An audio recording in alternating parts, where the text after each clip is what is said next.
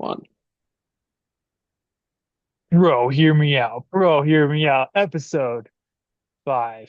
No, six. Six. Episode six.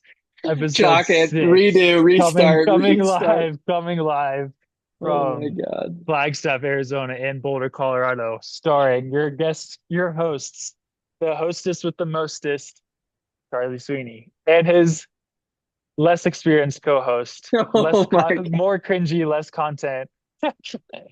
I'm really God. struggling here. You, that was awful. I'm never asking you to kick it off again. Holy That's what you shit. get. You said kick it off, and I ran with it. That was actually pretty funny. All right, we're back. Episode six. We didn't miss a week or 3 weeks this time. As our normal Oh, interval. It's February 1st. We made it through a month of 2025. February Oh, 1. Oh, wait, shit. Let me, you can keep talking. I'm going to pay rent real quick. I haven't paid rent yet. what, back in Boulder? Yeah. Well, Dude, I mean, yeah, I I have can't to wait pay for you to get rent. I can't wait for you to get evicted right now. Um, That's crazy. It's crazy you say that because my landlord put the house on the market. So she's selling my condo in Boulder, or I guess her oh condo in shit. Boulder. Are you gonna have to move out before your lease is up? I don't think so. I think it's written in the lease that she would have to pay us out, which would be nice, obviously. But no, I don't think so. She's just like starting to show it pretty soon, but I don't think I'm pretty sure it's written in the lease that she can't do that. But yeah, that's crazy that you say that because she texted me like me and Simon, my roommate, probably 2 weeks ago now. I was just like, hey, like this is normally when you're supposed to say if you're gonna resign or not, and I wasn't going to anyway. I want to kind of expand my horizons out of like that Because you're area, moving into but my spare bedroom. exactly. And she's like, I'm actually selling it. And I was like, oh, I mean, that makes it easy. But yeah, she texted me 2 days ago and was like, I'm gonna have my realtor come and basically list it and take photos and show it and whatever. So yeah, let me pay that off real quick. I'm curious But yeah. how much is do you know how much they listed it for? No, I don't think she's listed it yet. I think that's why the guy's coming like either today or tomorrow, I think, to like take photos and get the measure, like the realtor is doing that. I'm pretty sure, but I haven't seen any listings pop up yet. Dude, it would not surprise me if they were gonna list that place for like 600 grand or Dude, something yeah, like crazy. it's a two-bedroom place and one bedrooms go for like, well, I don't know if they've actually sold, but they're listed for like 450 in that same place, which is crazy. Because ours Okay. looks I'm out to looking the right now. Flatirons, so it's a pretty nice view. But Okay. yeah, that's happened to me before. That happened to me in Gunny, bro. We got me, Oh, Gage, at a and blue Ahmed got house, a right?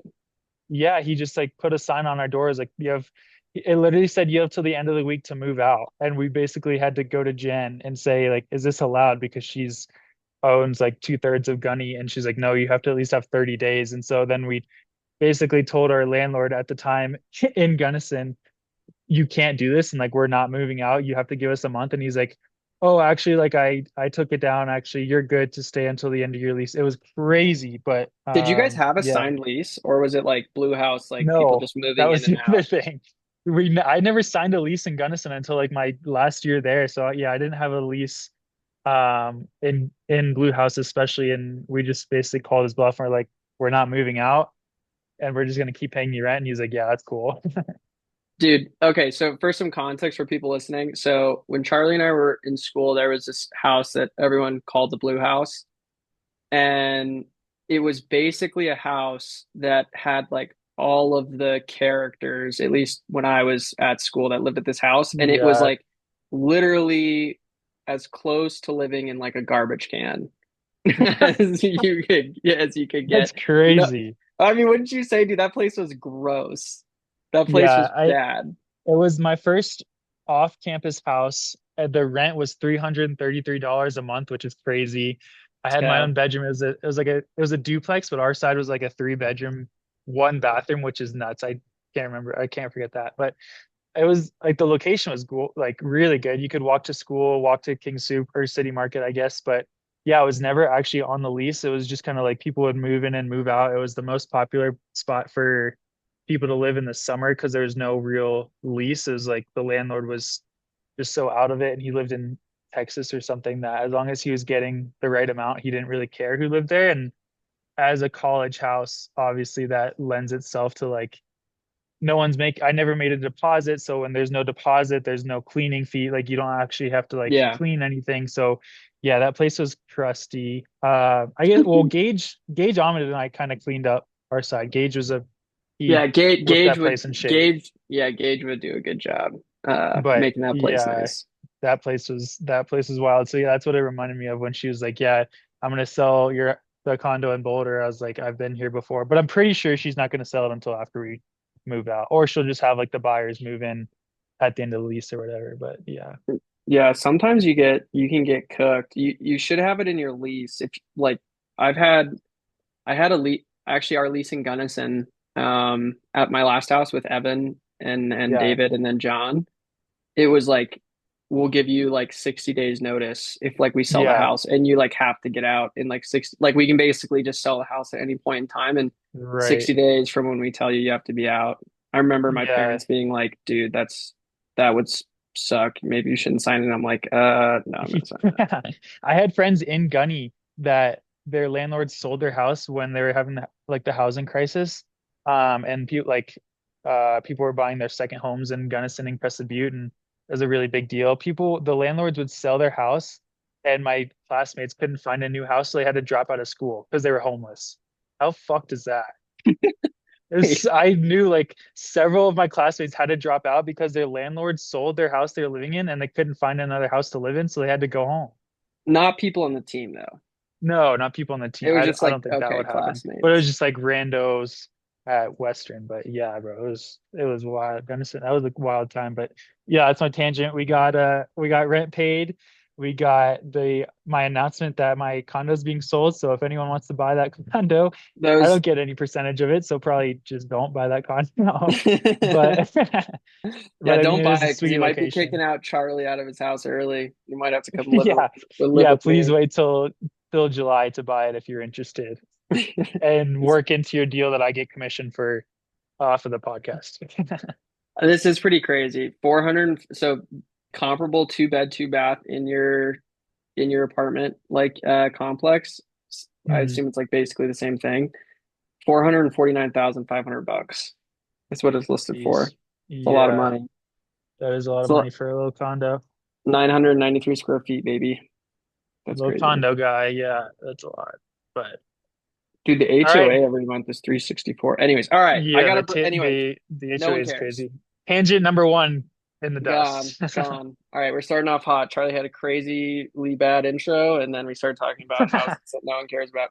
All right, I got a bro, hear me out. Okay. All right. Retiring okay, sorry, redo. Bro, hear me out. Retiring at the top of your game is way better than dragging it out, like in any Uh, form and getting worse. I think you need to be told what the purpose of bro hear me out is. It's supposed to be a hot take. I don't That think is a that's hot a hot take. take. No You don't think way. that's okay? Well, I think well, I was gonna parlay that into the Izzy fight Okay. You think because he should have retired by now? well, I think when you go and like lose three straight times when you're like a huge legend and like seemed untouchable and then you start Yeah. losing a bunch, I just think it's like you want to remember these guys, and this is like for all sports. I think this is true for all sports that if you're Hmm. really good and you're at the top of your game, but you're kind of maybe starting to get on the other side of the hill in your career, and you're like, okay, maybe I should retire in the near future. Yeah. It's it's way better to like go out on top and maybe have a race or two here or there that you could have still done really well at or a fight or whatever Yeah. and retire at the top of your game than like keep going and just then people start to remember you as like, oh yeah, the person that was really good then started to get slowly worse because they just stayed in the sport for too long. Yeah. Yeah. I agree with that. You don't want to see any like Brett Favre's out there or like Tom Brady kind of did it a little bit. I mean, he still came back and won a Super Bowl, but then he started to get a little bad. Yep. What else is a good example? I mean, even the Mike Tyson fight is a decent example. It's just like you don't want to see that. But I think it's in that perspective, I think it's more on like your agent and the people around you just to be like to have a good enough relationship with you to just say like, hey, you're not washed, but like odds are if you lose this fight, it's like or you lose this whatever, you're not. you're not gaining anything from it, and money at that point, if you're a legend and people are worried about you looking bad in retiring, shouldn't matter. Yeah, but I feel like it's so hard, especially in something like running, or I guess just any sport. It's just like you've been so good for so long and so dominant, and then you start to lose, and you're like, oh, should I retire? But then it's like more motivating. Like I am better than like everyone else who's come before me, so I'm just gonna keep doing it. But yeah, that kind of I hope I never have to deal with that because I feel like that's so crazy. Like it happens in running. Yeah, like you just said, it happens in fighting. It happens every Every sport. Just like sport.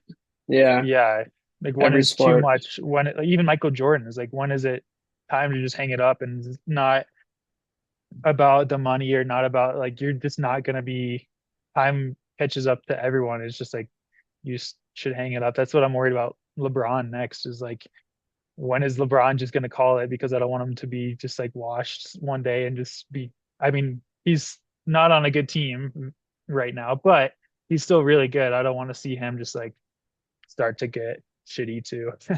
Yeah, like Mo Farah, I think did it the right way. Like I know he ran some marathons, but he like Yeah, retired on the true. track, like winning out.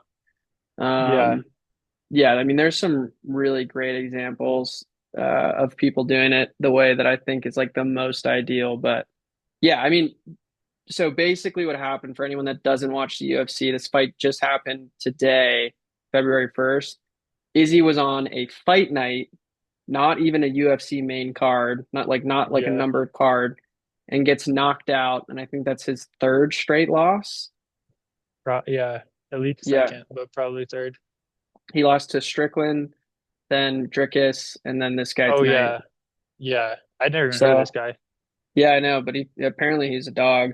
That's what I saw an interview with Dana saying he was really good. But yeah, it's just sad, like this like UFC legend who is probably the highest paid, one of the most well known, and now he's not even on a main fight card night getting his shit blasted and TKO'd. Like Yeah. it's just sad. I don't know, like, Yeah, it you is just want to sad. remember these guys as goats. Like, dude, think about the fight where we watched like him come back and like knock out Alex Pereira, right? That Like was crazy. Yeah. that's the Izzy that like I want to remember, not Yeah. not the guy that's go. I mean, and again, he should do whatever he wants to do, but he's just such a legend. It's sad to see legends like look human. Yeah. So, Yeah, that's anyways, that was my bro. Hear me out. Sorry if that wasn't a hot take. Do you have a bro? I Hear mean, me out. it could be a hot take. I guess some people could want to see like someone like LeBron play forever or like Michael Jordan. I mean, it is cool to see those people still playing when they're like 40, even if they're not as good. They're still like there's a novelty to that. Like I don't know what a good example is. Like if Mo Farah was still racing, he'd still be good and probably still making the British team, but it's like would he be double medaling again? Probably far from that, but it would be cool. So I don't, yeah, maybe it is a hot take. Um, my bro, It's hear I me out. Yeah. Sorry. Go ahead. My bro, hear me out. It's something I run into a lot, but bro, hear me out. When I order an oat milk latte and I want to add whipped cream to it, the barista doesn't need to put me on blast for that. They don't need to announce that to the whole coffee shop. They don't need to be like, "Oh, are you sure?" Because the whipped cream has dairy. It's like, oh, no shit, it has dairy. I know it has dairy. You don't need to like act like I'm 4 years old. Like if I ask for an oat milk latte Uh, and then I say add whipped cream, I'm not assuming this magical whipped cream is dairy free, but every time, bro, it just happened like an hour ago. I was like, can I get, there's a coffee shop in Flag, it's called Macy's, and they have like a specialty house latte. And I get that, and I was like, can I swap it for oat milk? But it comes with whipped cream or something. Yeah, like whipped cream and stuff in it. They're like, yeah, it's cool, but like, the whipped cream has dairy, right? It's like, "Oh, no shit. Yes, I can read the menu. Of course I should, but we don't have to announce it to the whole coffee shop. And then when they make it, they're like, oat milk latte, full dairy whipped cream. Is like, bro, come on. Like, I'm not a poser here. I just want to have some whipped good. cream. It's okay. Good on that barista, dude. He should put you on blast, you little It's boy. everywhere, bro. It's You're like, crazy. I want a hot chocolate, but I just don't want to call it that. Yeah, exactly. Just if I say oat milk latte with whipped cream, I know what I'm ordering. Don't ask questions. Like, don't make sure I know whipped cream has Uh, dairy in it. It's like, yes, I know. Thank you. that's funny. Yeah, I mean, whipped cream does bang. I'm not gonna lie, I It do love whipped does. cream, Like but a weekly latte, I don't get whipped cream on anything. And so when I go and get the special $7 latte. I don't need some asshole being like, "Are you sure?" Like, it comes with whipped cream with dairy, right? And I was like, "I can read the menu, bro. Yes, that's why I'm fucking ordering it." I would have said no whipped cream if I don't want whipped cream. It's crazy. That's pretty funny. I agree. I agree with that that barista putting you on blast. That's hilarious. I wish I was there. I would have doubled down on that for sure. Oh, it happens Um, so often. It's like you probably won't notice. I guess you don't get go out for coffee that much, but like I told, it happens very often, and I don't know if people really notice it. It's like because I feel like if you're ordering a latte, you kind of get interrogated sometimes of like, can I get a medium latte? They're like, oh, whole milk or oat milk. And it's like, oh, oat milk. They're like, oh, hot or ice. It's like iced. Oh, do you want extra ice or light ice? It's like you kind of get interrogated. So most people don't notice. But I told Elise that probably 2 months ago now. Like, I can't stand like that exact thing. Like when I order an oat milk latte with whipped cream and they just are, or like something that comes with whipped cream, but I say oat milk and they're just like, or milkshakes. It happens with fucking milkshakes too, bro. If you get a it if you get does. a non-dairy milkshake and you say, "Can I add whipped cream?" They're just like, the whipped cream has dairy, and it's like, "Yes, I know. Thank you for even saying that." And it's like, and so now, yeah, next time we get a coffee or like a milkshake, if you're there, you'll definitely notice it because it is so absurdly out of pocket on their part. I mean, I guess it makes sense because the On the Karen could no definitely go dairy crazy, part, but yeah, on the no dairy part, you could definitely say that's like being considerate, but that is just like a hilarious thing in general. yeah, I So can see people getting mad, but it's just like it's more so upon the delivery. I don't mind when they're just like, "Are you cool with the whipped cream because it has dairy?" It's like, "Yeah, I'm cool." But every time it's like oat milk latte with dairy whipped cream or like non-dairy milkshake with add dairy whipped cream is like, okay, we don't have to say that. Like we could just play it off and just say what I ordered, and we don't have to put me on blast. But yeah, that's for any that's baristas that crazy. might listen to this podcast and see Charlie come in, just scream, Please, "Hey, please the have fucking guy that mercy. got whipped cream. You're gonna be the only one in the coffee shop that got anything with whipped cream." So, Yeah, um, have mercy on me, please. I just want some whipped uh, cream. God, oh, that's actually pretty funny. You're a little boy. All right. Taking a transition, maybe to a little bit more, but did you see, we didn't talk about this before we started recording. Did you see like the two plane crashes that happened this week? Yeah, dude, it was Oh at yeah, it was DCA. right. That's Yeah, where I yeah, fly yeah, that's right. into. Yeah. Yeah. Yeah, I fly into DCA, which is crazy because I mean I was explaining this to the people here earlier too. It's like when it happened, DCA is like it's my favorite airport to fly into because I can fly into Baltimore or DCA, like Reagan, to get to my house, my parents' house. They're both like 45 minutes away, but DCA is like very scenic. The airport is like a very um it's like a very nice infrastructure and it's just very nice inside. It's kind of like a monument. And then when you fly in, you fly over the Potomac so you can like see the cap. It's really cool. It's like a private jet, kind of. But they also use it for obviously governmental stuff. And so it's Yeah. like really small, but you can also get fucked on the tarmac, I guess, because if say like not that it usually happens, but like Air Force One or like a super mumbo jumbo guy is on a PJ and you're just like trying to fly out, you can get stuck out there for a while. So it definitely has its faults. But yeah, bro, I saw that. It's crazy. I mean, it's so sad for a lot of reasons, but it's also crazy how people have reacted and like the possibilities of like how it happened and like it seems like a lot of interesting stars have lined up about it and like I heard Trump is kind of being out of pocket about like who he's blaming and shit like that. It's super Yeah. sad. From what I've heard, like the main thing, it sounds like they were short staffed from an air traffic Yeah. control perspective, and Mm, normally they have two guys or two individuals running air traffic control for like that level of traffic at the airport, and they only had one. And it's interesting because my uncle was an air traffic controller for a long time, and he would always talk about it like you have to be, and he did it, he's like 65 probably now. He probably retired like around 10 years ago, but he used to always talk about like how locked in you have to be and like you really yeah. have to. So I mean, yeah, it's really unfortunate for I mean, obviously for all the people that, unfortunately lost their lives from that situation. But yeah, I just feel like it's just like a really unfortunate situation. But it's also just such an insane thing how we don't have the ability for like the helicopter or the plane to be able to like recognize that that's going to happen. Like Right. it's just crazy to me that that can even happen nowadays.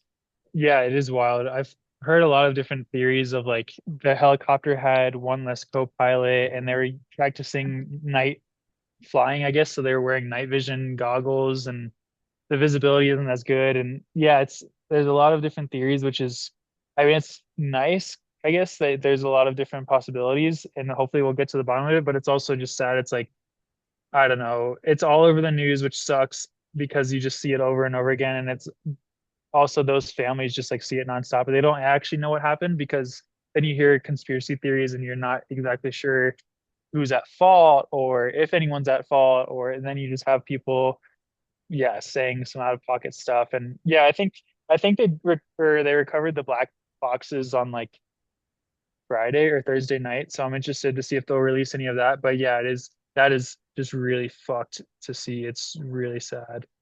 Yeah. Yeah, it makes yeah, a bunch of people. I was actually I flew back to Colorado from a work trip the next day.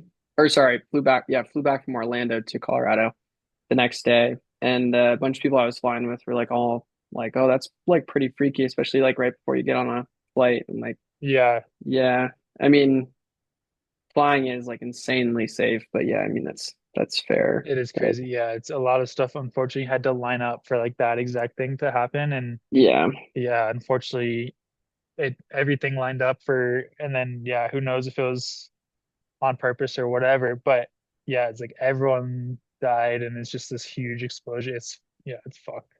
yeah. And then the other one, did you see the videos of the private jet like just torpedoing into Philly, No. basically? That was the Uh-uh. other one. There was two. Damn, no, I didn't know that. Oh yeah, it's insane. It literally looks like a missile. Like, Jeez. yeah, it just like hit like this residential area in Philly and like seven people passed away from it. It's like insane. But it literally looks like a missile like hit like this like residential area. Damn. Yeah, and it happened I think last night or Friday night. Yeah, yeah, yeah. Yeah, that would be last night. So crazy. Yeah. So Well, yeah, we glanced over that. We don't need to continue the dreary yeah, podcast yeah, right now. sorry. I just think That's I just think it's your crazy. current news. That's one. That's tangent number That's two that probably no one cares about. I mean, no. I shouldn't say that. Everyone cares about, but like they don't listen to the podcast to hear our updates on Dude, current okay, events. yeah, no, that's true. The last thing I'll say about that is I was walking into the gym and Yeah, I saw it was like in the rec center, it was like on the TV. It just said private jet like crashes in Philly. And I was yeah. like, because like that's the industry I was just in, and I was like, holy shit, I wonder if it's from a company that like I know of. It wasn't, but yeah. Dang, Anyways, they just that would said be private wild. jet. They just said private jet. It ended up being like uh, it was a like medevac or it was like a medical Hmm. private jet. So it's like transporting like sick people or yeah, it just basically has like medical resources on board, basically. Anyways, all right. Jeez. All right, what's next? We can get away from that. Jeez. Sorry. Yeah, we gotta. Okay, we should How many talk. people have not listened? Yeah, Please we stick should with us. yeah, stick with us. All right. I think we should talk about the races. We could talk about the races last week in the half marathon or when was that? Two Yeah, we didn't weekends talk about ago? that. Houston And then was, yeah, yeah, last week. yeah, I think so yeah, you should talk about that because I'm curious like because obviously Hmm. you're very close in that world. Like what was your takeaway? Like what were some of your Yeah, takeaways from, watching that being, involved in the road scene? yeah. I'm curious. I would love to hear from the listeners on this. We always say it's not a running podcast, and I really think it is obviously not a running podcast, but I do think like we've gotten feedback before that it is like we have two very interesting perspectives on the running world. So I'm wondering maybe we could look into like, yeah, well, I guess we do it already, like any current running events.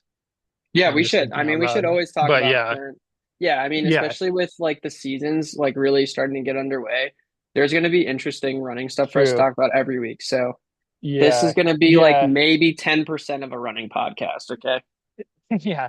We're feeling out the waters of becoming a running podcast. Watch out, coffee If we puff. have any guests, which Yeah. hopefully we do, they will probably be They'll, yeah, probably be runners. running And probably adjacent.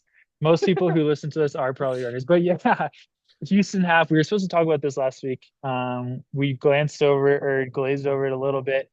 But yeah, long story short, Connor Mance, American record 59:17 or so, took like 26 seconds off of the record. Waney also ran an American record. Not sure what that turned out to be, but yeah, I think there was a lot of buildup. I think most of our listeners will know about Sidious Mag, and there was a lot of buildup around Connor Mance racing Joe Klecker for the American record.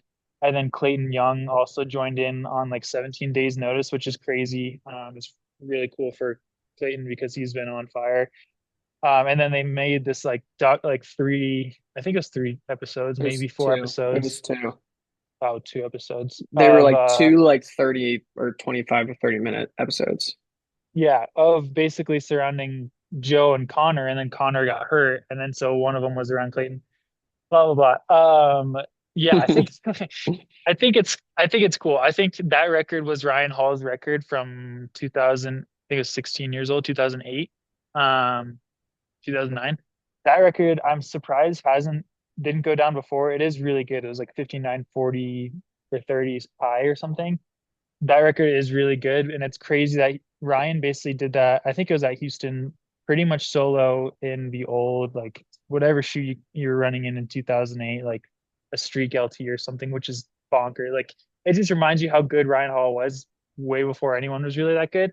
But yeah, I think it's cool that Connor took it, especially because he was a little bit banged up and wasn't really training. But yeah, I was a little upset at like the publicity behind it. It was just like Joe and Connor, it was all about them. And then like once Connor got hurt, I felt like they were like, oh, Clayton's gonna be there too.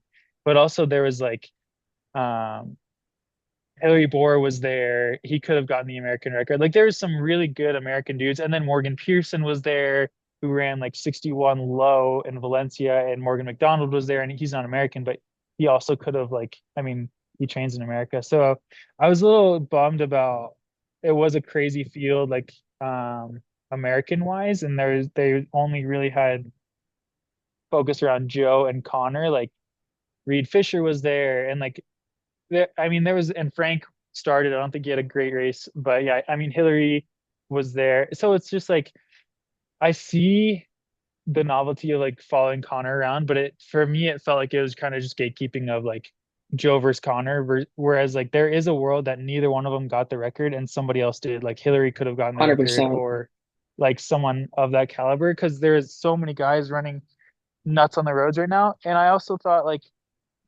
fucking chair. I also thought um I don't know. I would be curious to ask Joe. I haven't talked to him since after the race, but who if he felt pressured to kind of like pursue that narrative, because it's like at the end of the day, it's your debut half marathon. I mean, my first half marathon, I had no clue what the fuck I was doing, and I ran like 63:30, which is the only half I've ran, but it was like decent. But it's I think I could run 90 to 2 minutes faster than that right now. Yeah.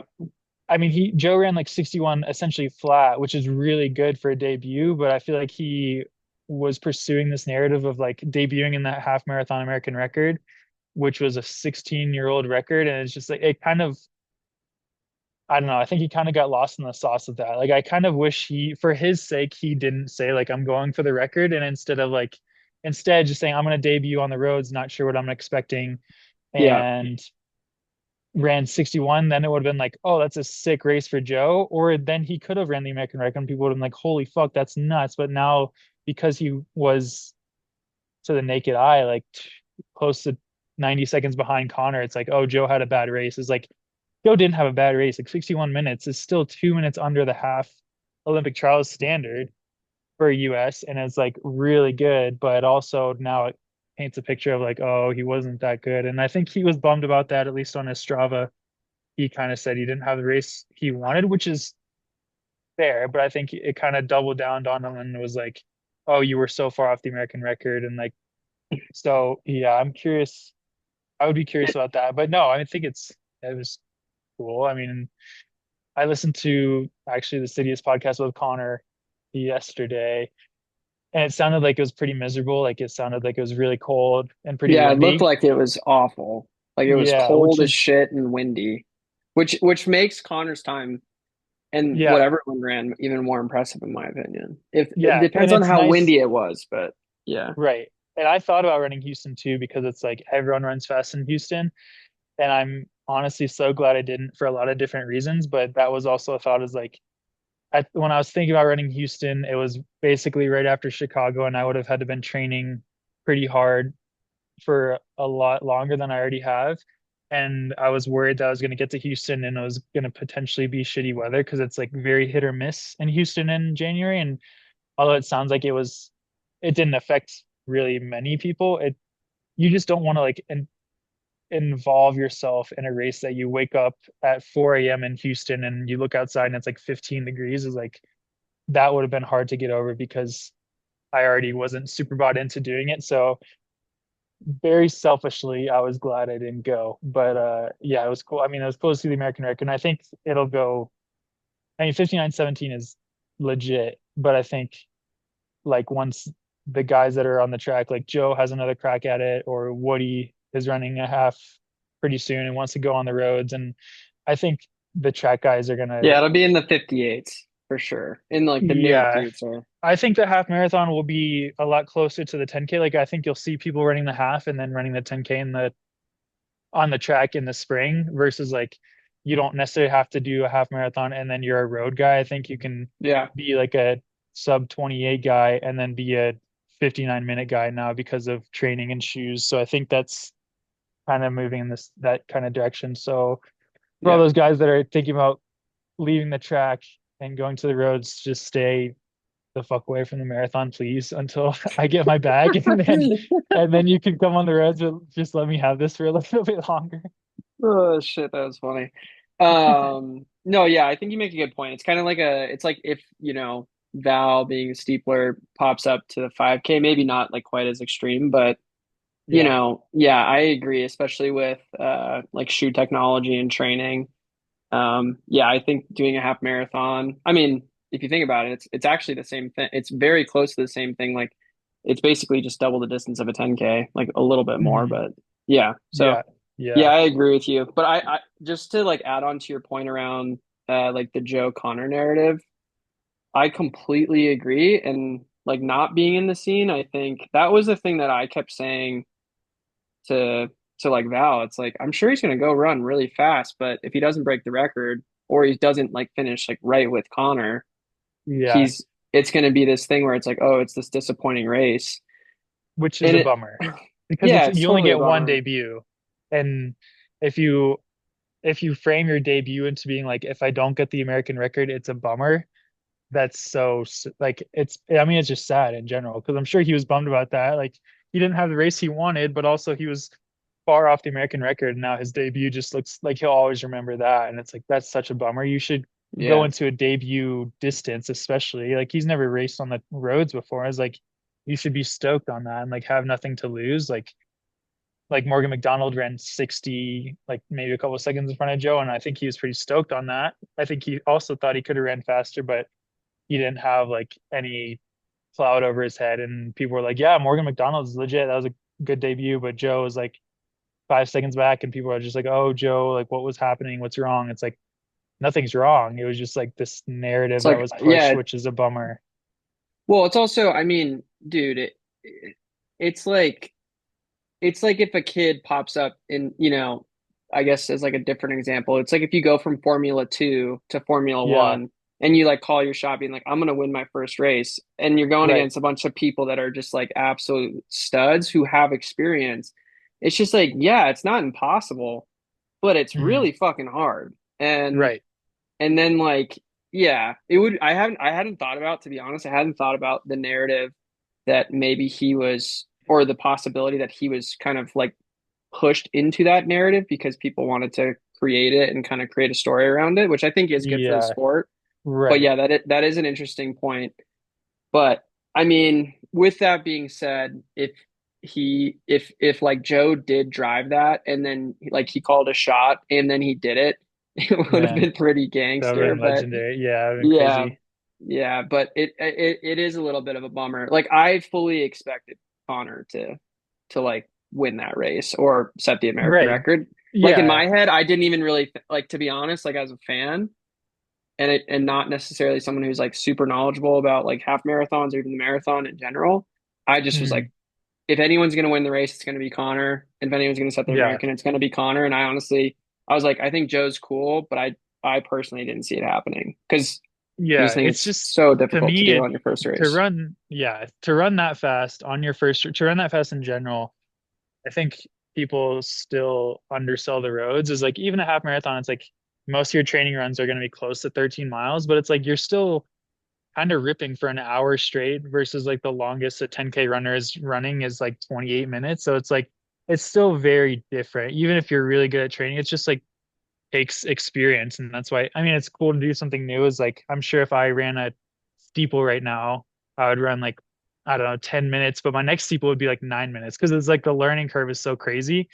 And I Yep. think just like that's part of and like you can be really good, obviously. And if there's outliers, people debut in crazy times, but yeah, I think just in like very generally speaking, Connor was in a better position because he's ran on the roads for like 3 years or 2 years and like ran at the Olympics. And it's just like he knows the roads and he's just like very road centric versus like if it was a 10K on the track, I think Joe could piece Connor up right now because Joe's just very used to running on the track right now. But yeah, Yeah. so that's my takeaway there. But yeah, Joe's running shout out.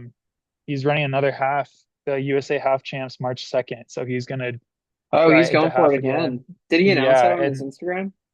his Strava. Oh, okay, okay. So it Never was like mind. might have been in the comments or something. But yeah, he's racing that. So and I know I've seen the start list for that. That race is because that race qualifies you for World Running Championships, which is in San Diego, which is dope this year. Hmm. But yeah, that race is pretty stacked. So that'll be cool to see what he can do there. I mean, he could potentially make a world running team. That would be cool. But Is it a fast course?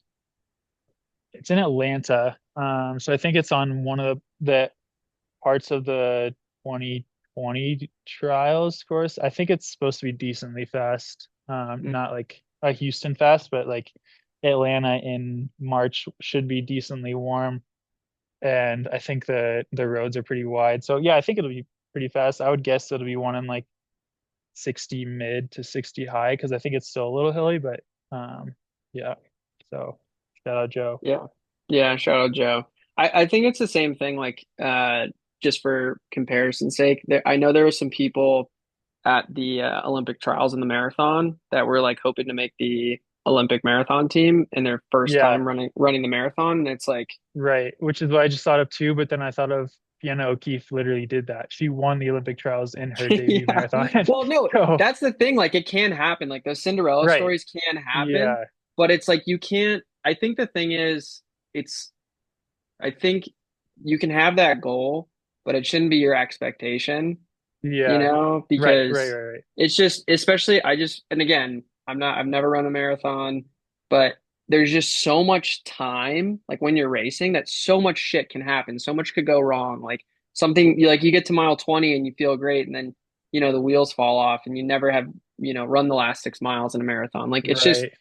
yeah, I mean, it's just interesting. But yeah, I think moral of the story, you know, the roads, from a fan perspective, look hard as shit. So Yeah. Yeah, the roads, I mean it's a totally different animal, but yeah, so that's the roads from last week and then this week has already been crazy with like the true BU races, whatever it's like Boston Invite or whatever, David or not the Valentine, I don't know, whatever it is. But yeah, the Boston races yesterday was pretty much all the women. Today is all the men. And then tomorrow is New Balance Grand Prix.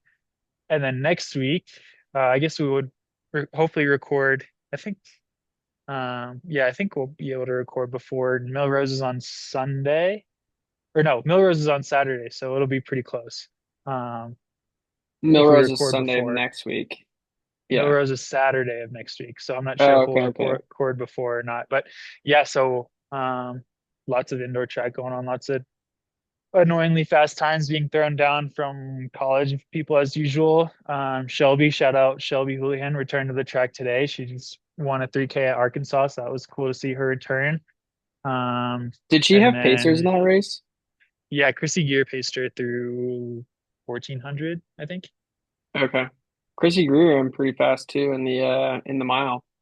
Yeah, yeah. So Yeah. people are, which is I mean, interesting they at Arkansas, but yeah, and then Elise ran at Boston. She opened her 10-day stint on the East Coast in a 420. Let's go. Yeah, 420 she mile. smashed it. It Number pot I've seen number four and number six American all time, so it's one of the two. I think it's no number four. here, Mike, I'm looking at it right now. Shit. So Lisa's time was 4:20:83, number four US all time indoors. yeah. So yeah, that was pretty sweet. And then she races New Balance tomorrow and Melrose next week. So yeah, trying to think who else was All right, racing. I can run through it. I got it all up here. Um, all right, was this last weekend? Okay, that was last weekend. All right, so this weekend, um, looks like Riley Chamberlain was BYU ran 4:26. Elise ran 4:20. Nikki Hiltz ran 8:32 in the 3K. Mhm. Whitney Morgan ran 14:48 in the five. Lexi Halliday, Felicia ran 14:57. Ella Donahue ran 14:50. So I'm a little bit out of order. Shout out Diljit's like pro team Yeah, and collegiate team, dude. They have an insane amount of studs, and they had three girls break 15, and then Simone and Courtney Wayman were 15:01 and 15:10. yeah, So I mean that's a pretty crazy group. They're crushing it. And then I think the other most notable one is Ethan Strand running 3:48.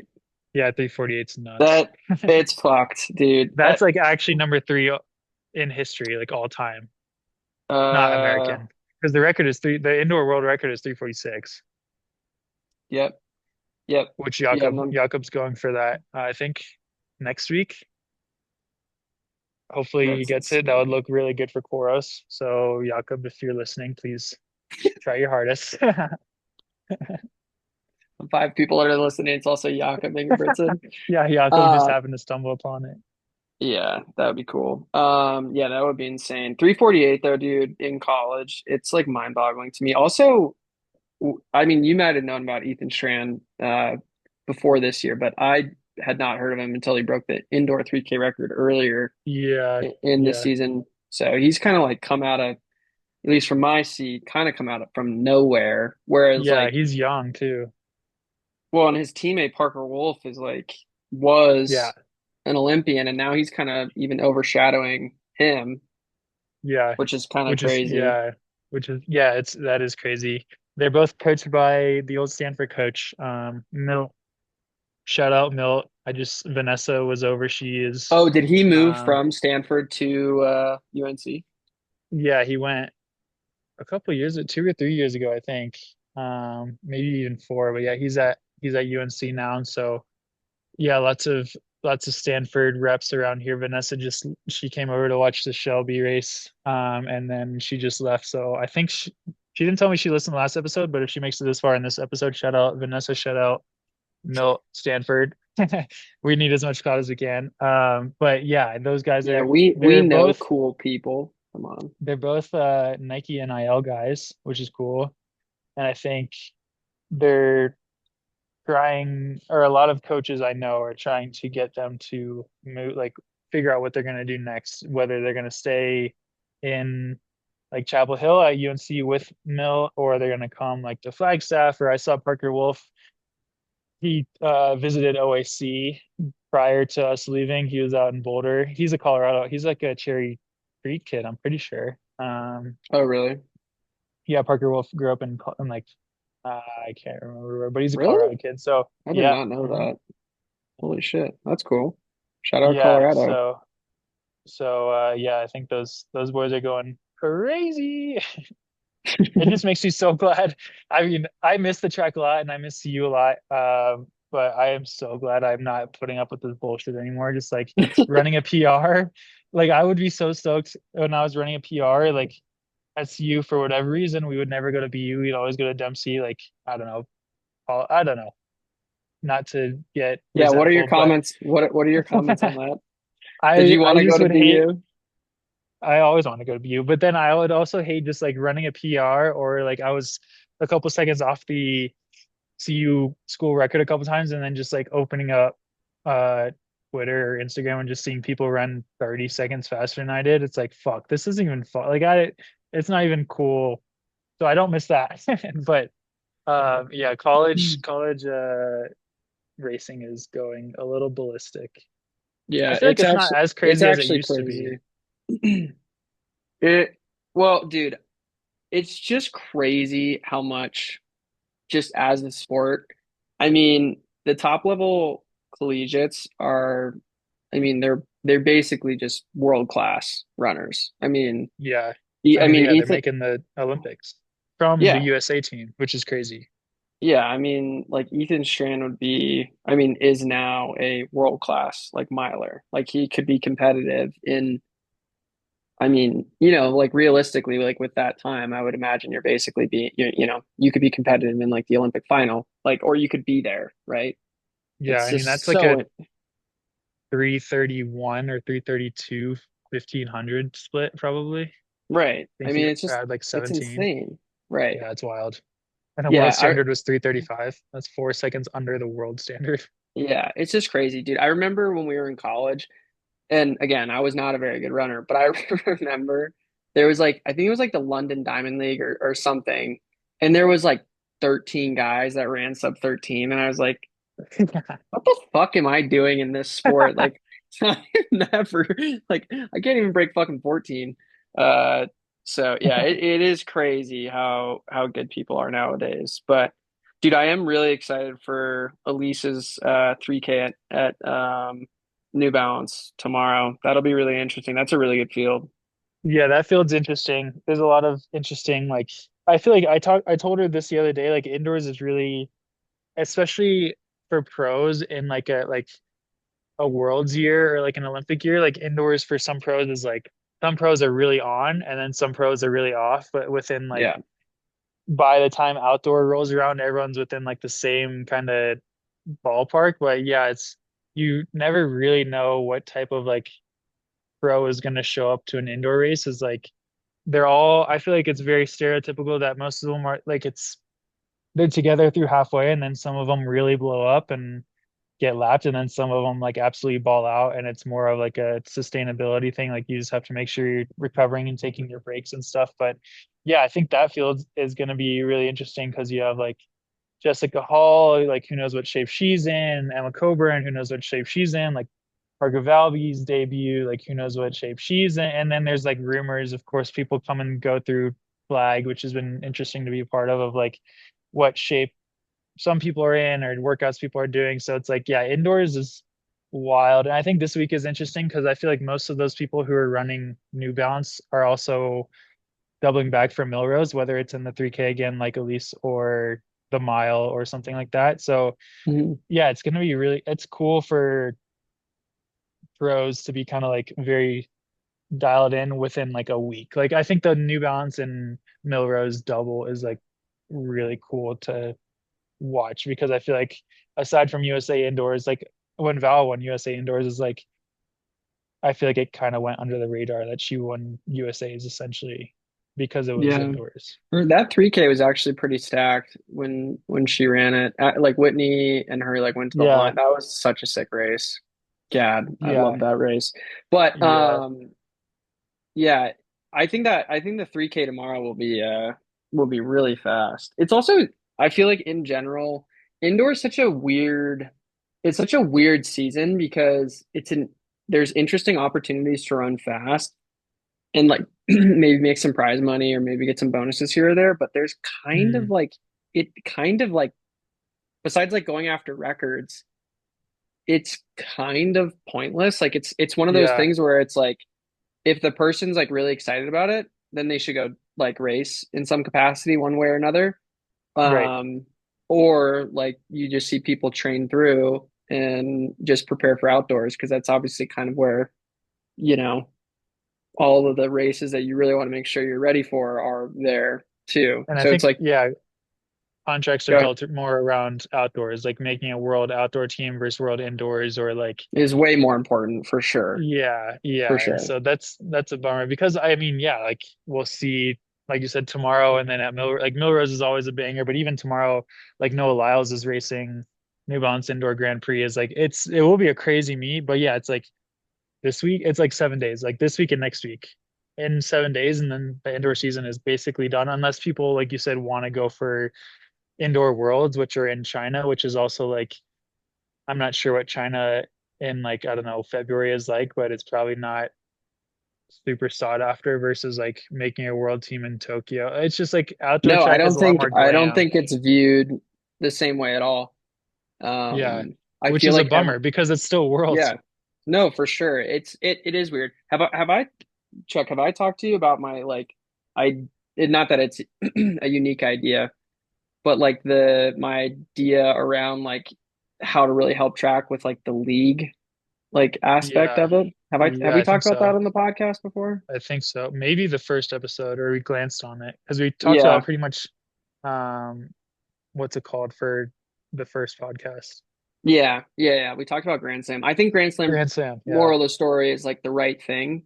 But I think if you want to make like indoor more sought after, like worlds more sought after, you have to like if you look at all the biggest sports in the world, they have leagues, right? If you look at the NFL, the Oh yeah, NBA, yeah, yeah, yeah, yeah. like so and they all build like right like consecutively into like kind of a crescendo event, which could be worlds, right? But they all have to be like recognized as like yeah, I think that if you're able to build like an indoor league, right? And that indoor league built into worlds instead of these like sporadic races that people can kind of pick and choose and like if you don't do it, it doesn't really have any negative effect or you do, it's like positive if you know you get a Mhm. record or you get a bonus or whatever, but it's kind of all like individualized, right? Like Yeah, but if you made it like this group thing, and I think that's why I think that's why Grand Slam track, if it's able to like work in like a few years, if you're able to somehow create like a Grand Slam track that integrates with World Championships and creates this kind of like league that everyone is competing a part of, everyone wants to be in, right? Like every football player needs to be in the NFL, yeah, right? right. Or Formula One. That's my theory. And it needs to be kind of like built. It's kind of like the Diamond League, right? Like you have to qualify for the Diamond League on points. Um, I think that I think that makes a lot of sense, but you need it to be, I feel like for you need the consistency. That's like what the league Mm. should provide is like consistent events, consistent fields, like consistent matchups, and not this like I think track is so hurt by the inconsistencies, right? Yeah, Like you get New Balance the 3K, which is like really good because there's a bunch of great people in it and like you'll get Milrose, but then after that you kind of don't have anything, right? Be right. so it's like okay, well, and then if no one go like think about it this way, it's very possible that like New Balance Grand Prix and like Milrose are more like viewed than like Worlds is potentially, For sure. Yeah, I right? agree. Like Yeah, that I doesn't think make so. any sense. Like that doesn't make Yeah, any sense. And I'm not even saying that's true. It's just like it could be, right? I would believe So it. Yeah. yeah. Anyways, I think the sport desperately needs like a consistent league and I think Grand Slam track's the right step in that, but I think for it to like really be cohesive and really grow the sport, it needs to tie into the World Championships or tie into the Olympics somehow. And because it's like the consistency, right? Like think about every Sunday or like every Thursday, Sunday, Monday, you're like, all right, we got like Monday night football, Thursday night football, like Sunday all day football, right? Yeah. I don't know. I don't know. Maybe that's a horrible idea, but I feel like that would be a huge help to the Yeah. sport to like Right. have consistent matchups, like consistent storylines, right? Like everyone wants to see the fucking Chiefs lose because, I was right? yeah. So. Yeah, Yeah. how'd your bets do last week? I think you said you were gonna bet on Uh, both the Eagles and the Commanders. Or no, the Bills and the uh, Commanders. yeah, I did. So- no, no, no. So I bet on the Bills, which I mean, let's all be honest. Josh Allen got that first down. So that was a first down. That was a first down. Yeah, I think I lost $20 on that game. Which wasn't a big deal. But the Eagles, I didn't end up betting on the Commanders. I really wanted to see Austin Eckler, who went to Western, which is where Chuck and I went to school. But they lost. They got obliterated by the Eagles. But I went full degen on that game, and I was doing like live drive bets on like the Eagles, and I had one really good one cash. It was like plus 320 for a touchdown on a live drive, and yeah, I freaked out about that. So that kind of like Nice. supplemented my whole weekend of betting. So I didn't lose any money the whole weekend. I broke even. I started with like $25 in my DraftKings and ended with $25 in my DraftKings. So yeah, Nice. but unfortunately, we have another fucking Chiefs Super Bowl. And I know a lot of people don't like the Eagles, so I know this isn't like a super sought after uh Super Bowl, but Phil loves the Chiefs. Or sorry, not the fucking The Chiefs. Eagles. Yeah, The jeez. Eagles, yeah. So that'll be cool because I'm sure I'll go watch the Super Bowl with Phil. But yeah, please God, let the Eagles win that. I I think it's bad for football. I genuinely think it's bad for Wow. football if the Chiefs win a third time in a row with all the shit. I don't know. Maybe I don't that's think probably it's being. bad for football. I think it's overly dramatic take, but I really can't wrap my head around that happening again. Yeah, I think it depends on what you mean by bad for football. I think the NFL would profit like no other off of that, and it would technically break like records of back to back to back. Like it would be, yeah. I mean, it'd be cool for like the dynasty thing. Like the Chicago Bulls were a part of a dynasty, and I'm sure at that time they're like, this is bad for the sport. But the NFL, like it could be bad for football, the sport of football, to have this team, I here hypothetically let me say it fraudulent this way. team, but NFL Yes. would cash out. Okay, let me say it this way. If the Chiefs win straight up, there's no like sketchy ref calls, and it's just like a good game, and they fucking win. All power to them. Whatever. If they win and there's some bullshit, fuck the Chiefs, fuck the refs. That's bad for football because like Yeah, you can't let the narrative get too because there is a huge narrative around the Chiefs that like the refs help them win. right. So and there Yeah, is like some fairly like very borderline things that have happened in a lot of their games that if they didn't go their way, could have totally changed the outcome of the game. So, and I don't think that's even biased. I think if you look at the game unbiasedly, the game, like, I mean, the Bills game, like that fourth down, dude, first of all, so Kincaid got that first down or on the third down. yeah, that was crazy. Yeah, On the third down. And then I remember they marked it and it was like fourth and inches. And I'm like, what the fuck? There's no way yeah, that looked like a first down. So I don't even know why it went to fourth down. And then it went to fourth down and all the replays, it's like, dude, he's so close. And the refs came in on opposite ends on like different spots. And then they give it to the ref that is behind. It's just, I don't know. It's, I hate the Chiefs. I'm trying to be not biased, but I hate the Chiefs so much. is this what Um, getting old is like? You just find random stuff to get mad about. yeah, probably. You got Yeah, that we first have, down, damn it. dude. It's like Shane Gillis. Like you get older and you also get like more Republican Yeah, or yeah, more something. conservative. Yeah, more conservative. Yeah, You start getting into history and you're like, yeah, yeah, yeah, yeah. Anyways, I'll probably put a decent. I don't know. What do you think a good bet is? I mean, would you bet against the? I'm gonna bet. I'm gonna bet on the Eagles for sure. yeah. I don't know if I But would bet it's against the Chiefs. I had a couple parlays that didn't hit, but we're pretty close. I was surprised at how good I did. Yeah, Chiefs are minus 130 favorites, so it's pretty even. yeah, Percentage it of bets is. You placed can on make. DraftKings right now, 54% of people are betting on the Eagles. So, Dude, that's one thing I yeah, saw that was really funny. I saw this like TikTok or reel or something where this guy was making the case for everyone to bet on the Chiefs last week. So then, like, if everyone bet on the Chiefs, that there would be a phone call basically saying like, "Hey guys, like we literally can't afford to pay this out, so you got to let the Bills win." Uh, Dang. yeah. So maybe we've got this all fucked up. Everyone needs to bet on the Chiefs, and then it won't happen. So Huh. I'd bet like $20 for Chiefs Yeah. not to win the Super Bowl. That'd be worth it, and I lose that think that money. was Yeah, I think I bet on the Super Bowl last year, and that was one of my most sizable wins last year. I think I bet on the Chiefs winning and like Patrick Mahomes to throw for over like 200 yards, and I think that was one of my most sizable wins. Definitely not the most sizable, but that was pretty up there. I think I was up kind of fat after that one, but Well, what was the bet? um, Like, what were the odds on it, and how much did you bet on it? not all of us can remember the odds of a bet I made a year ago on a All parlay. right, I guess it think I wasn't put very down 20 important, bucks. Charlie. I think I put down 20 bucks and probably cashed for 50 or something. Like I was like, I Okay, so it was doubled a like plus little, but 220. Yeah, yeah, I don't yeah, know. yeah. Well, fair enough. Yeah, But hopefully the Eagles can pull it out. Also, I've become a huge fan of Saquon Barkley. Um, yeah, he's like seems like a really actually like good person too, and he's just like a stud. So yeah, Saquon's been going crazy. yeah, so that'll be sick. But yeah, we'll see about that. Dude, one thing that I don't know if you'd be interested in talking about this. Have you been following the Formula One, like Lewis Hamilton, like starting a Ferrari thing at all?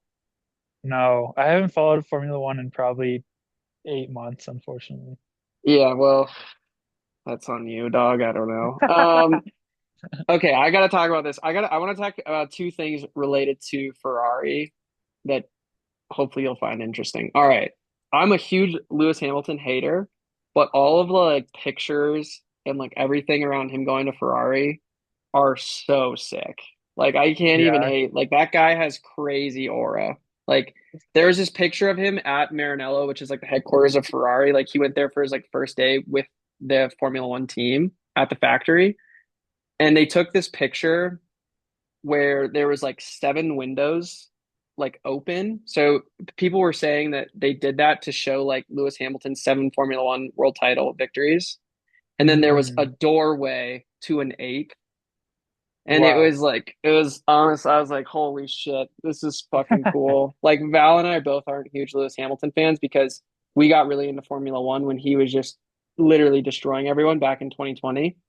Yeah. And but yeah, so I've been like a huge Lewis Hamilton hater, but I will say when he got to Ferrari, all the pictures that came out are crazy. Like there's this picture, I'll send it to you after the pod.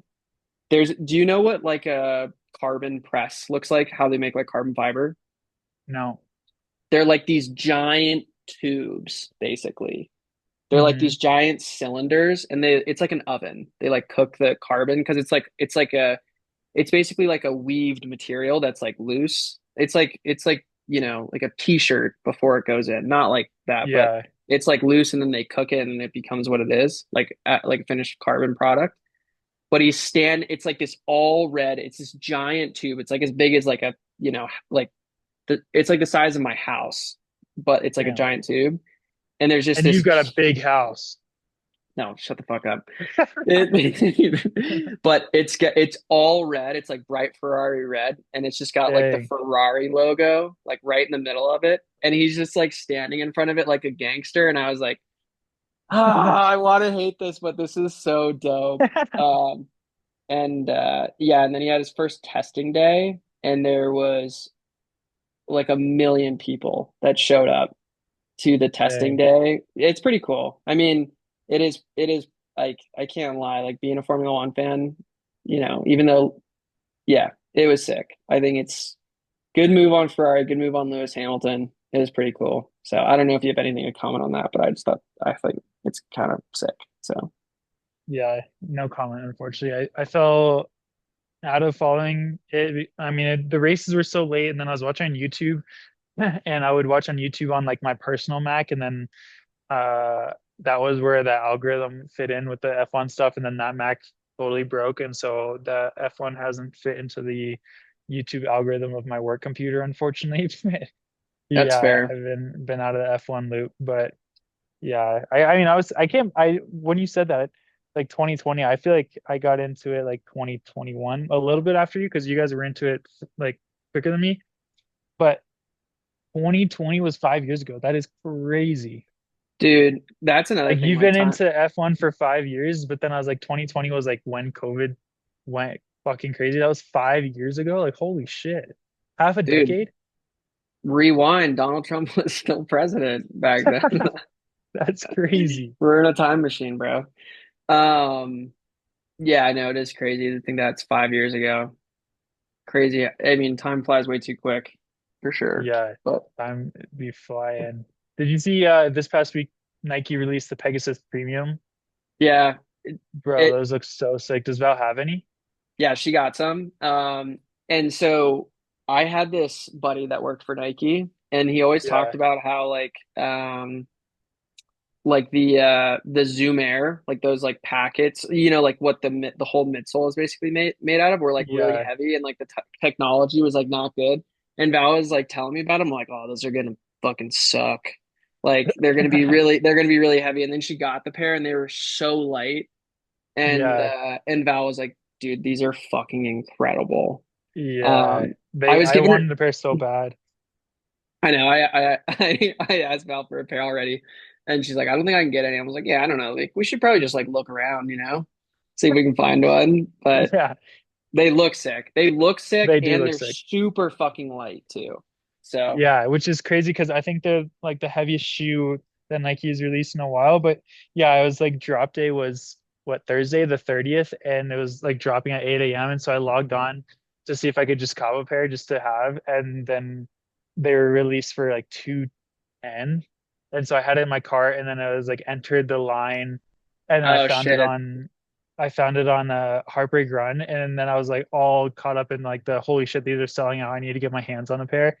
And so then I was like going through all the checkout, and it was like total for your purchase of these. I mean, I run too much to run in pegs, and I don't really like pegs that much. And then I was like, I don't even know if I'll like these shoes. They look dope as hell, and maybe I'll wear them to the gym and like traveling. But am I really about to pay 220 bucks shipped to get these peg premiums? And I was like, oh man. So thankfully I talked myself off that ledge. But yeah, they sold out on Nike pretty quick.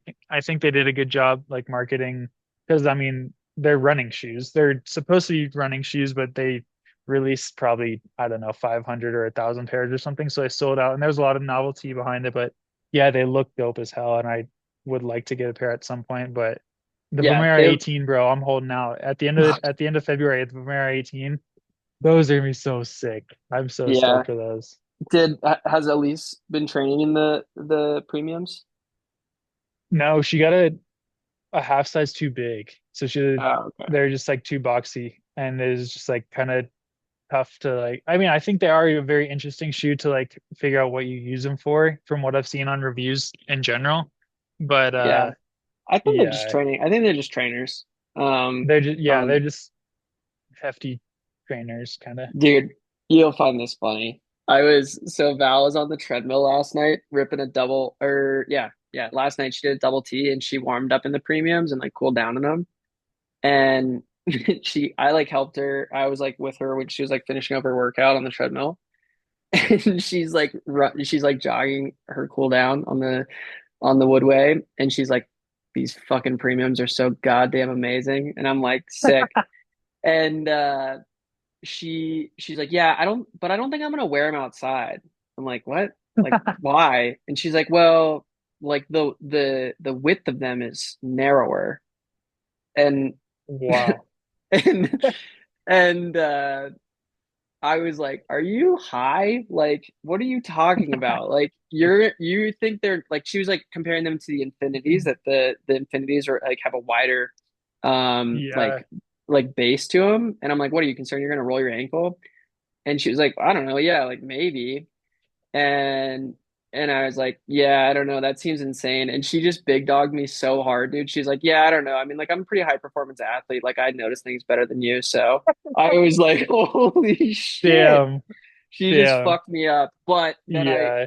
But I still was like, no, your reasoning makes no sense. You're talking about like millimeters. You're not gonna twist your ankle. But She fucked me up on that comment. It was actually pretty funny. She Yeah, shitted she on me. did. So That I was also when I wanted, I mean, I still want them, but I was like, I don't know if I'll like them enough, but I mean, I can run in enough shoes that are I'm pretty easy to please. But then I was like, they look so nice. If I take them on the dirt roads, they're gonna get fucked so quick. And then they're just, I mean, they could look cool. Like some white shoes, especially running shoes, look cool when they're dirty, but I feel like those with like the chrome swoosh won't. And so I was like, oh, yeah, do I I don't want think two so. pairs to keep on ice? And then, but yeah, I was just like getting way too DGen involved. And then sneakerhead thoughts right there, bud.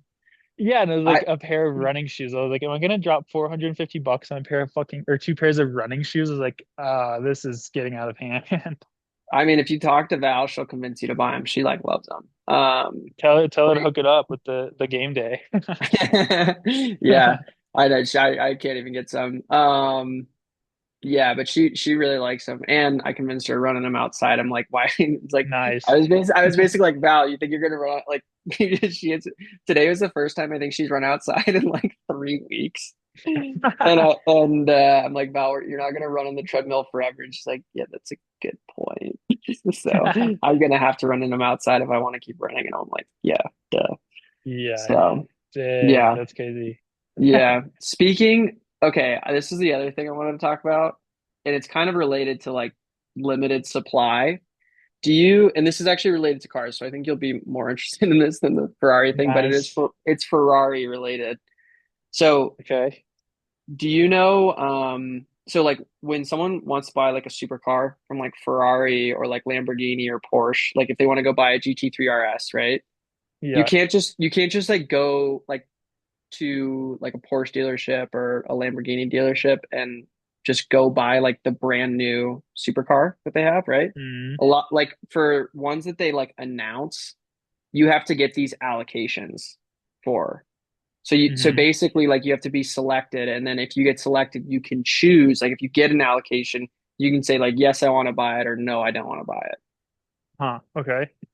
So Ferrari just released their like successor to the LaFerrari, which is I think it's called the F80. Yeah. The crazy part about this, to be eligible for an allocation for this fucking car, which it's going to be millions of dollars. So Yeah. take this with a grain of salt, but I think this is insane. You have had to invest it in other Ferraris that you purchased 25 to 40 million dollars in Ferraris to be Holy eligible to shit. potentially get an allocation, just to buy the Damn. car, just to have the option to spend like 3 4 million dollars on this brand new like hypercar. You have to have invested like 40 mil in Ferraris. Think about how fucking mind-boggling that That is, is dude. crazy. I That is think probably that, such a small amount of people.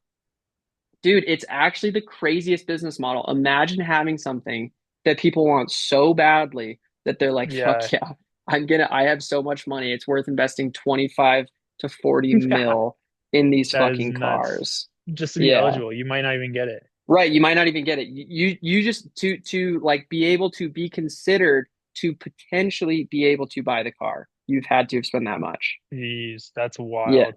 it's like and yeah. Anyways, it's insane like how some people can afford this, and then like we're over here like fuck, dude. Like, gotta spend $200 on a pair of fucking shoes.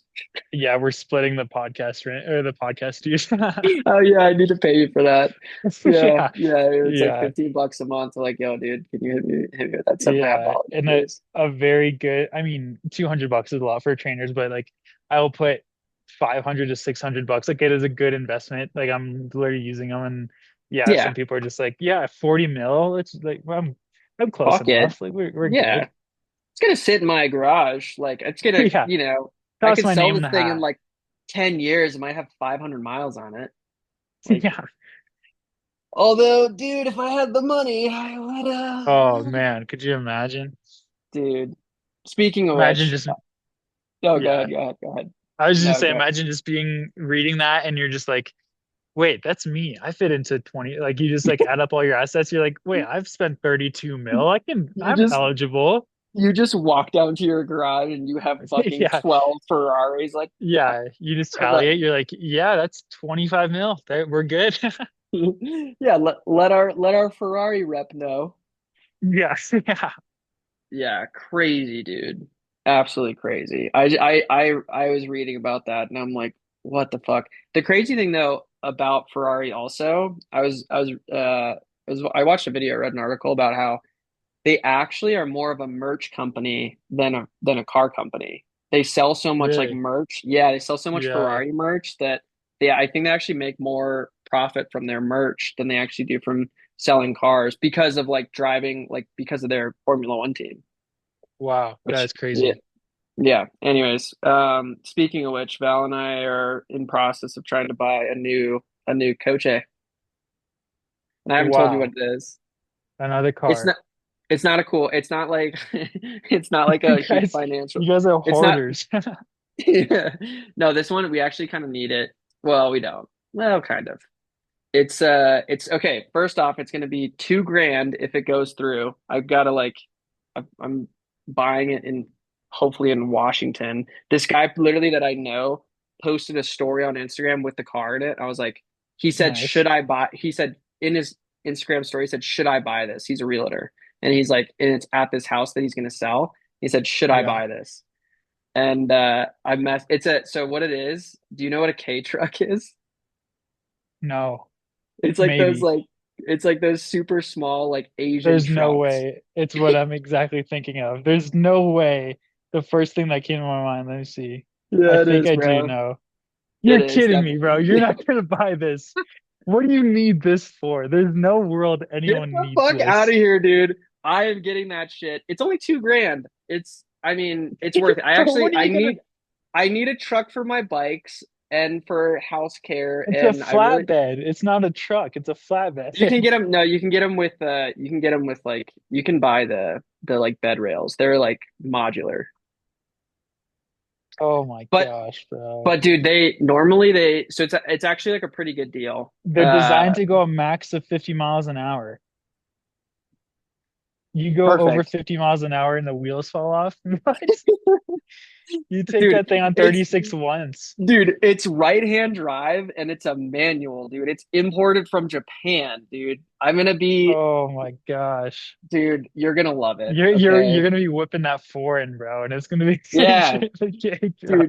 dude. Yeah, dude. Oh, It's that's so fucked. it's gonna be fucking hilarious, dude. I'm gonna love the shit I out of that actually car. can't wait to be in Boulder this summer and just absolutely ram into it with my truck and Dude, it won't just break, dude. It's made of like no, fucking it will. steel. No, it's made of plastic. It's $2,000. No, but that's well, yeah, because it's fucking 30 years old. It's a 1993. I wonder, Uh, but have you heard of Cars and Bids before, like the car yeah. auction website? They Hmm. Most of them like 2 grand is actually a pretty good deal. Like most of them go for like 4 grand at the lowest. Like for some of the nicer ones, like up to seven, eight, nine. So it's not a bad. I mean, I'm kind of just like blind sending it, and hopefully it is not a complete piece of garbage. But Yeah. I literally texted the guy earlier that's helping me buy it, the real estate agent. And I'm like, yo, dude, can you just like drive it to make sure it doesn't implode instantly before we put it on a truck? So That's Val and I, crazy. yeah, Val and I are trying to source a truck to ship it because dude, I don't think you can make it the I was drive gonna say, I don't know back. if you're driving back from Washington with that. Yeah, yeah, fuck, I don't know. That's crazy. That's That would be crazy. kind of a funny road trip though. That would be so slow. I feel like I saw, maybe I was dreaming. I feel like I saw one. I'm trying to think where I would have seen one though, because it definitely wasn't in Flag. Dude, they And I went to, actually, if you think about it, it would actually be mad practical. They're very small, but they have a are bed. they Like I can put all-wheel my drive? bikes in it. It's 4 wheel drive. Yeah, Yeah. it's 4 wheel drive. So Yeah, they would be practical, but also, I don't know, it's crazy. I can't I feel like I saw one recently. Maybe it was in Flag or that like would, on the way. I drove to Phoenix 2 days ago. So maybe it was in Phoenix. I don't know where it was. That's crazy, bro. A K truck. yeah, yeah. If anyone's interested in what a K truck, it's spelled Kei. Yeah.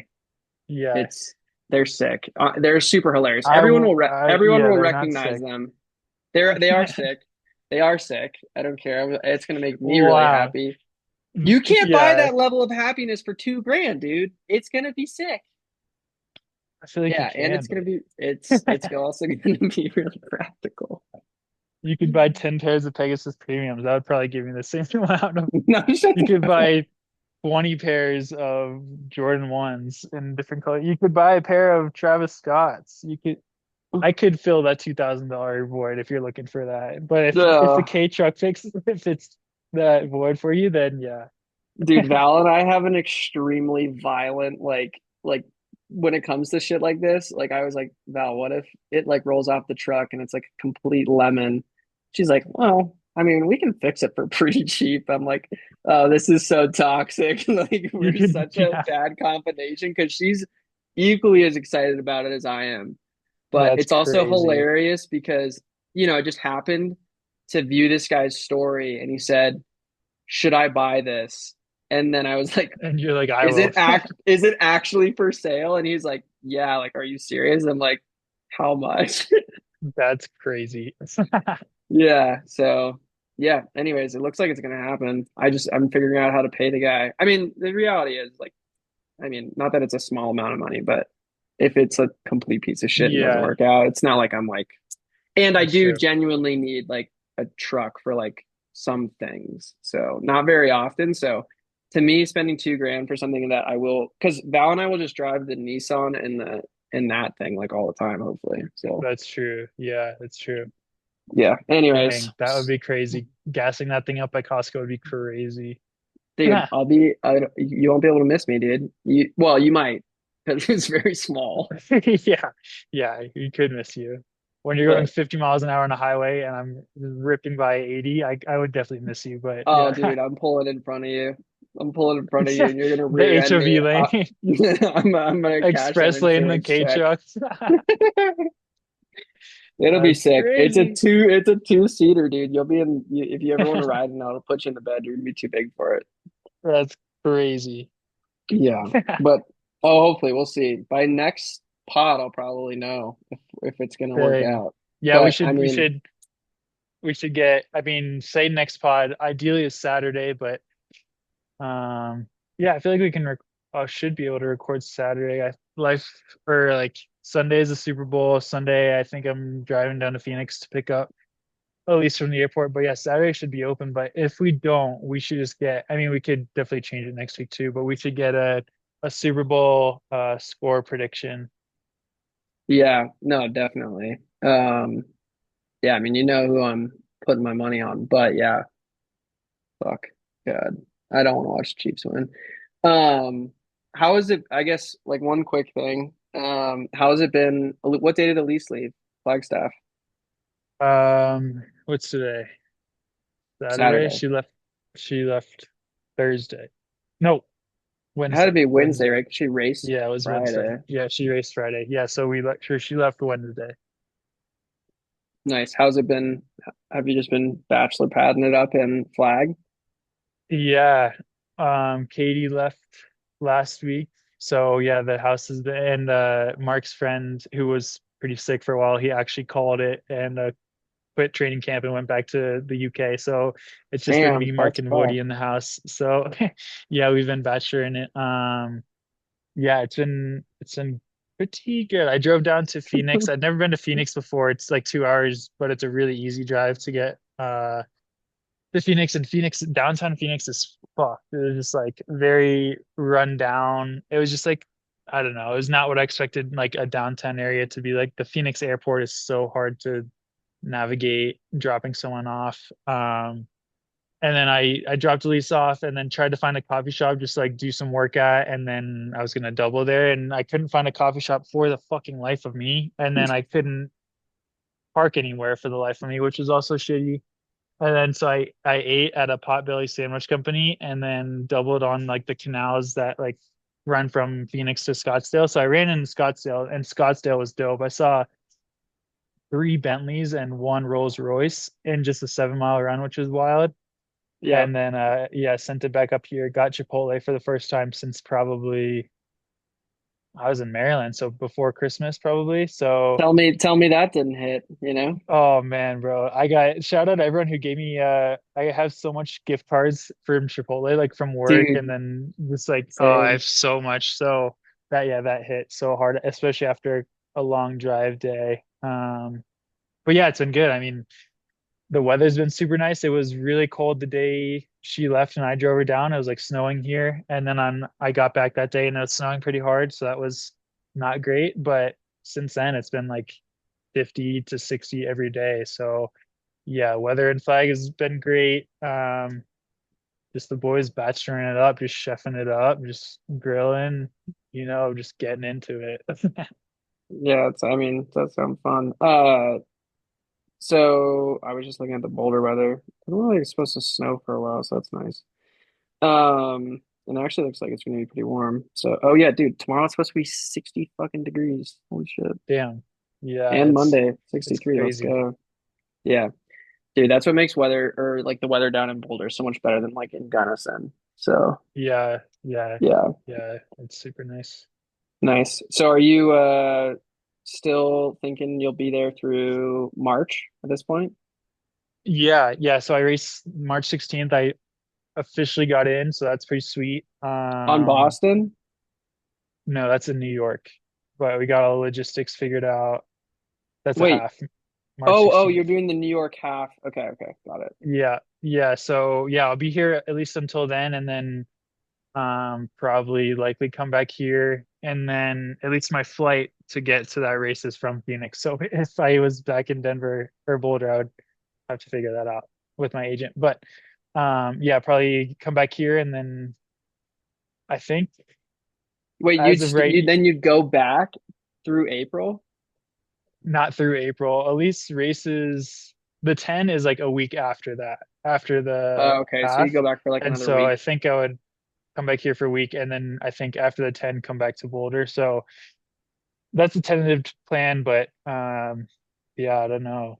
Kind of just chilling out. Yeah, but the weather here has been great. Training has been going really well. I went down to Camp Verde. There's like this, you can drive down to like 3,000 feet within 45 minutes. So it's like basically sea level. I did that on Friday, so that was really cool. Yeah, just becoming a local. I don't know. Pretty sweet. Life stuff is still growing on me. That my 9.6 rating last week has probably gone on. My haircut went crazy.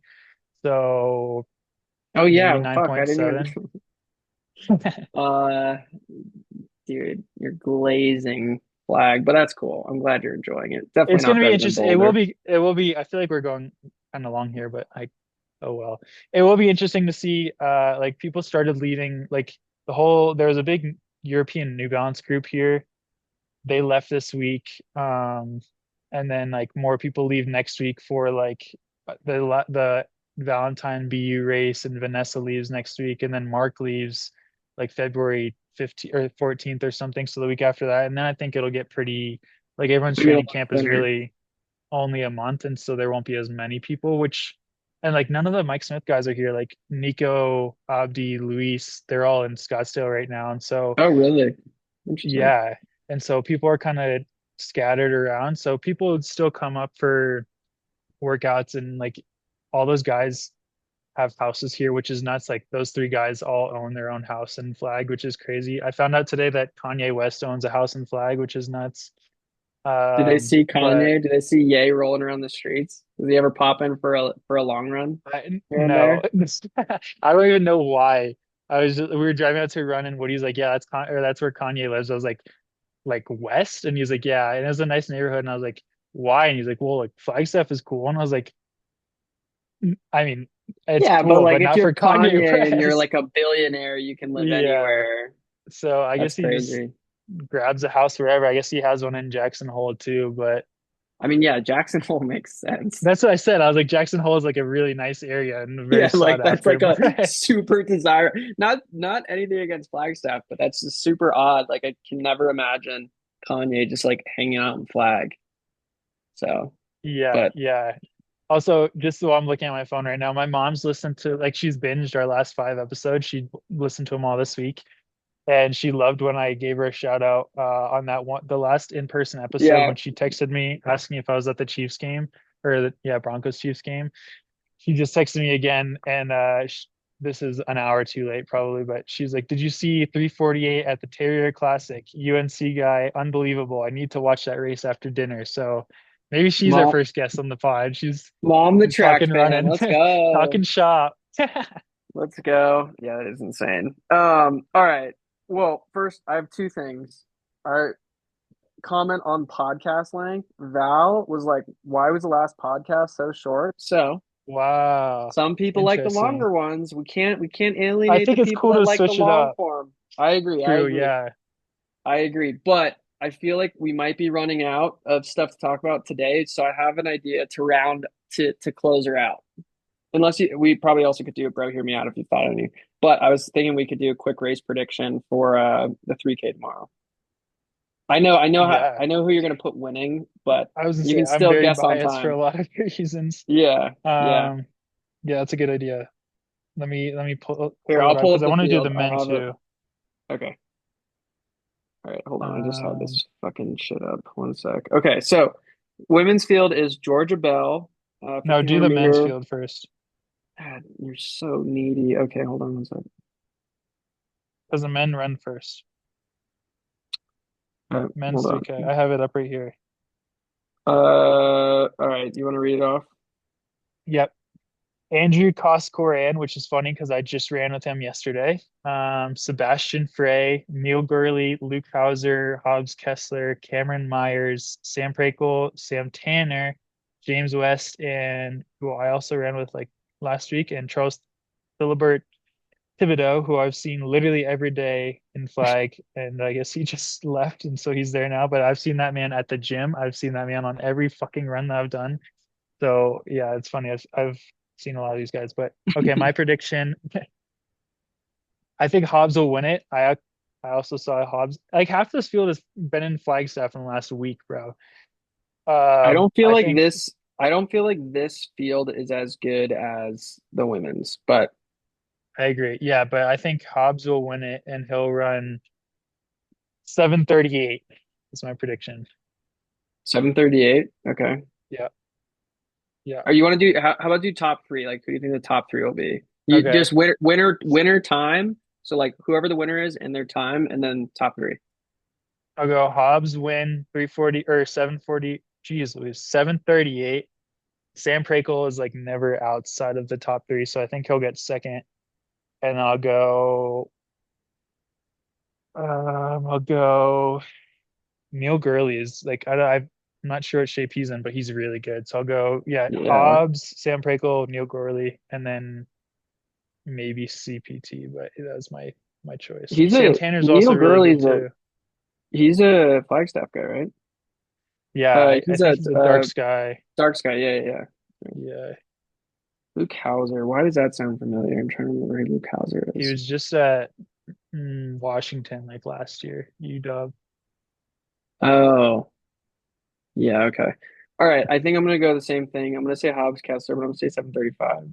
Um, I'll do Neil Gurley second and Sam Prakel third. I don't know if Sam Prakel. I don't know how he'll do in the 3K. Might honestly, I might put him outside the top three, but I don't know these other guys well enough to not put him in the top three. So Yeah. that'll be my top three. All right, women's race, which I'm Women's honestly more 3K. excited about. Georgia Bell, Emma Coburn, Melissa Courtney Bryant, Elise Cranny, Sarah Healy, Jessica Hull, Danny Jones, Emily McKay, Leah Meyer, Hannah Nuttall, Parker Valby, Cinta Vissa, and Mel Not Wudu. I've never heard of That that is a last bigger field. person. I think that's like Yeah, that four more field is people. crazy, bro. That's a crazy field. All right, you go ahead. I know you're gonna put number one, which I was to say could I'm honestly biased. I want to very hear good bet. yours. Yours, All right. I'll go first. All right. I think it'll be a shootout between Elise and where is she? Jessica, the Hull. yeah, I yeah. think it'll be a shootout. But hard for me not to think. I mean, what is it, 350 or just run 349 an outdoor? Jessica? Yeah. I mean, she like ran under the previous Yeah, world pretty record. close. Yeah, So I think Jess Hull, I'm I think will probably win. Um, but I think Elise will be sharp on her heels, and it would not surprise me if she nips her in a longer race. But I mean, we know Elise is super fit. We don't know if Jess Hull Right. is super fit, but I would imagine she is. That's kind of what I was So, saying earlier, is like you don't, it's that time of the year where you don't know about these people, but you also would assume, and you never want to assume, but you would assume people who train um in a different country coming to the US for a specific race would be right, in like that's decent such enough a shape. far way to travel Yeah. to run shitty. And Jess is also running Milrose 3K next week too. So Damn. Yeah, so this one's like a that's interesting that she's doing the 3K back to back. I'm pretty sure. Yeah, Could be wrong, but I'm pretty sure. I think they're gonna run in the 820s. Yeah, I agree. Uh, what's the American record? Do you know like the American record in the 3K? 820. Oh, okay, you know. I know why you know. All right. I'm gonna say 820 then. If you Really? know if you know that you know that the 3K record is, I assume that's because Elise wants to run that. So, Uh, right? Or am I I wrong on I that? I bet you were wrong on that. I Okay. genuinely didn't know, and then I looked it up because Elise was running two 3Ks in a row. So I was just like, it would be nice to know how far she would, like, I knew the American record in the mile and like how far she was off yesterday, but I wasn't sure. So I literally looked that up after the run today. But um Well, yeah, I guess 820. I mean, 820 is insane. It all depends if they have a pacer. Do you know if they have a pacer? I assume yes, they they do. do. And do Well, you know what the pacer is supposedly, going at? supposedly they have a pacer, but no, nobody knows what the pacer is going to be going at because it's a New Balance thing. So unless you're a New Balance athlete, you won't know until tomorrow, which is crazy. Wow, that's so dumb. All right. Supposedly, yeah, but New Balance, yeah, that's stupid if that's true. Don't understand that. Okay. All right. Maybe they don't try to go for the American. I don't know. Maybe that's a little too fast for like the first 3K. So I'll say like 823. Eight winner 823. I think probably Jess Hall. But if they broke the American, if Elise broke the American record and they ran like 820 or sub 820, like it wouldn't shock me, but it would be insanely fast. yeah. Um, and then third, oh shit. Um, It still says, for some reason it says the, oh wait, no, here it is. I think Emily Mackay could toss in top three. She's a beast and she's pretty young and she keeps getting better. So I think that she could, but you could put so many people on the top three. I'm curious to see how Emma does. How do you Yeah, think that's Emma will do? interesting. I don't know. I think that's also like part of the narrative of like a really good pro that could not be ready for indoors but could be ready for outdoors. I don't know. Yeah, I I'm very curious. don't feel like an indoor 3K rust buster in that type of field. I guess she ran at the IPF a couple weeks ago. Yeah, but running like a perfectly paced race and then going and running against like Yeah, multiple. I mean, like this is. I don't know what Milrose looks like. I think the Milrose fields are crazy, but this is a crazy field. yeah, Yeah. Also, Danny Jones under new coaches. That'll be interesting. Shout out Danny. yeah, yeah. Um, it'll be interesting to see how Parker Valby does. I think she'll probably get her doors blown off, but um, yeah. Okay. So, all right. Let me reiterate. Jess, Elise. I don't think you're listening to our podcast, but if you are, I hope you beat Jess, and I hope you break the American record. Nice, But so prove me wrong. So Jess, Elise, Emily Mackay, my top three, and I think they run 823. Winner runs nice, 823.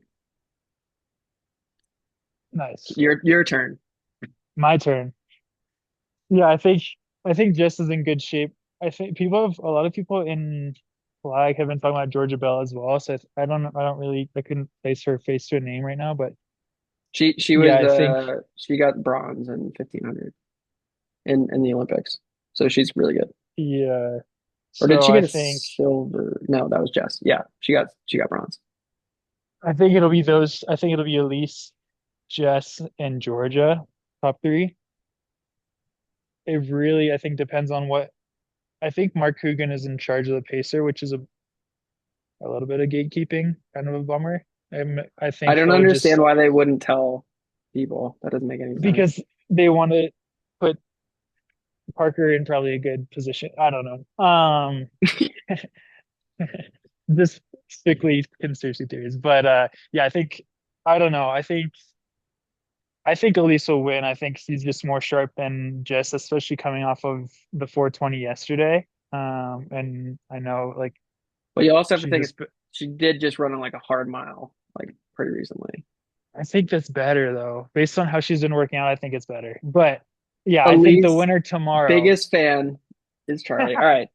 All I right. think the winner tomorrow will run 828. I think it'll be 8 or 827. I don't think it'll be that fast. I think it'll be paced.